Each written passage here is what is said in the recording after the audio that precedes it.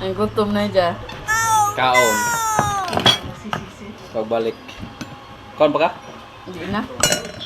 Ayan, kakain siya ulit mga kasisilab dahil gutom pa yan. Ano sabihin mo? Kain. Kain tayo, kuan, pastel. Wow! Rock to. Uy, napun.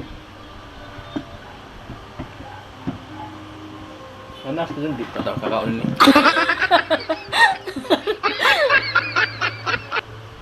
Paborito talaga niya yan, panoorin. Kada dating niya, galing trabaho, pag uwi niya, saksak agad sa TV. At yan ang lagi niyang sinubaybayan kada uwi niya. Kada kumakain kami, yan, lagi niyang pinapanood habang kumakain kami. Alin yung alisin niya?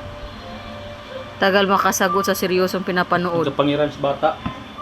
Tapos na ako lahat, tapos na ako kumain, tapos na ako nag-toothbrush, tapos na ako naghugas sa plato. Ang siya hindi pa natapos dahil kakapanood niya sa TV. Pwede naman kasing manood habang kumakain. Tinawag nila akong marunong. Sabi niya, wala ako talaga.